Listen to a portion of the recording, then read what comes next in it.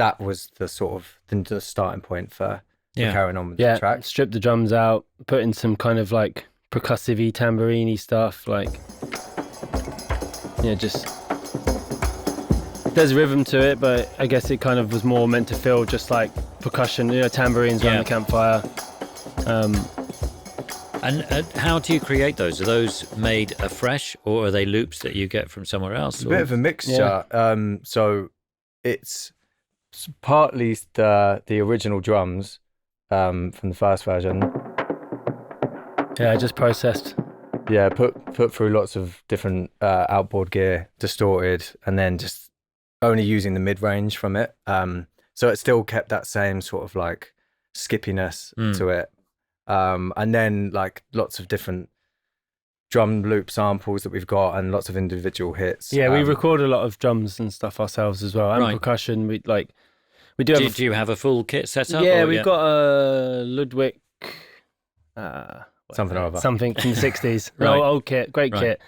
We a couple of the tunes on the record we've tracked the drums entirely, but. And played by you? No, I mean we play a little bit, but on the ones that made it onto the record, it was our drummer from the live show, Johnny Cade, who played it. But we love recording single shot stuff, so we'll track like a lot of percussion, and actually a lot of the percussion. Just looking at this here, a lot of it was done in the Sound Harvest stuff or previous Sound Harvests as well. So that's another thing when we're doing those big sample collection sessions.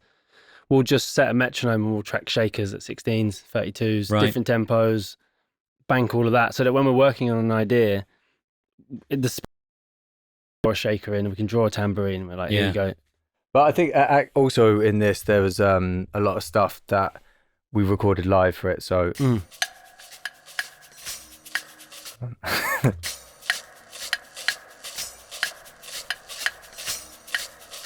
It tends to be that Liam will go in one room and play different percussion, and I'll sit in the other room and then get some of the effects right on it. And we're always trying to. It's really we've always struggled, like putting recorded percussion and instrumentation on a track is really hard to get it to fit. So we always are trying to record it in a way that sounds kind of vintage by using like running it straight onto tape and using effects, but then we'll generally then pitch it up a little bit so you get some more of those like strange artifacts from Ableton pitching. But it is quite hard, I think, for us to get like recorded drums to just sit as they are. It will always tend to be something that's sampled, layered with it, or even the drums that for a while we've settled on. They'd sit in a demo for a while, and then they would eventually get bounced down to one, reprocessed, transiented, shortened, probably processed again, pitched down, then more layers go in, and then they end up, a whole drum recording could end up being just one channel amongst like 30 other drum channels. It's like the work with the drums never seems to be done, doesn't it? It's always just adding and adding. And even when drums have been finished and they've been 50, 100 channels, halfway through the process, Chris will just be like, I don't like the drums anymore. And I'm like, well, you can fucking change them. Because we've spent hours and hours and hours on these drums, but it's a constantly evolving part of the sound is the drums. So there are tensions sometimes. Oh, yeah. Always, yeah. So what happens next? Time for a quick Tape It feature highlight. Did you know that while you're recording, you can drop markers? No more scrolling through endless voice notes. Once you've finished, you can go back to the markers to find your best bits. You can also name your markers if there's a specific note you want to add. To find out more, follow the link in the description or use the promo code Tape Notes for 20% off Tape It Pro. Then the next thing that was added was this guitar. And actually, possibly the first time really of starting to use rhythm guitar in a more traditional way. We'd never really done that before. Yeah. This and I Remember as well, right? The two that have got rhythm guitar. Then these piano chords.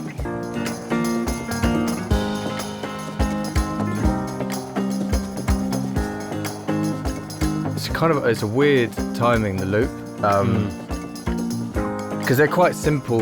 They're very simple chords, and actually it's quite a chord pattern that we probably use quite a lot. It seems to just capture the emotion that we're most drawn to. Flayed chart chords. matriarch chords. Back. Do you use panning a lot? I mean, do you hard pan things? Yeah, there's we use pan quite creatively. Like there's a lot of stuff moving. Like all manner of things really. We'll stick stuff on one side. We'll have it move across the take. We'll split the sample up. Like with a guitar part in particular, on an old track, it was a kind of 2-note part, and what we did is we recorded all the low notes on one take and all the high notes on the other, and then we panned them either side, so it sounded like the same guitar take, but we had the ability to widen it and pull it back together. So yeah, we think about panning a lot. Then this voice, this hum melody was added.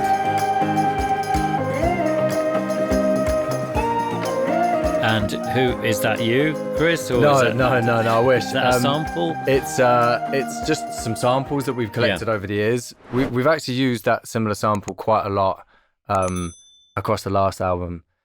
It's just a bit of a go-to. It just has a really lovely ghostly sound to it. And then Guitar. after that, there was this guitar melody added.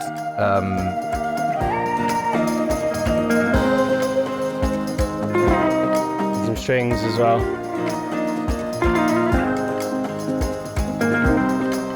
And then I guess all of the details and little percussive bits and synthy bits, which...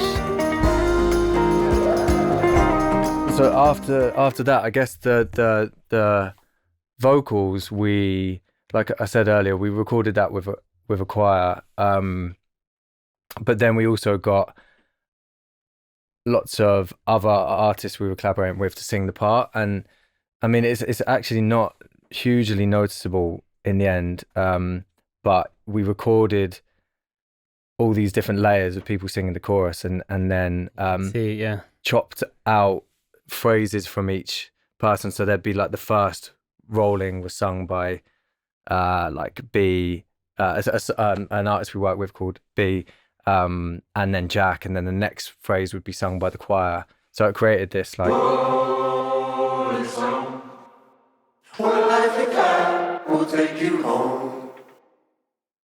so you can just hear each phrase has kind of got a slightly different tone to it. Yeah, a bit glitchy as well. It keeps changing throughout the song. Yeah. Bon It just- Iver inspired, I think. Is it? We were on 22 a million. That's where right. that was what we were thinking. Nice. Yeah.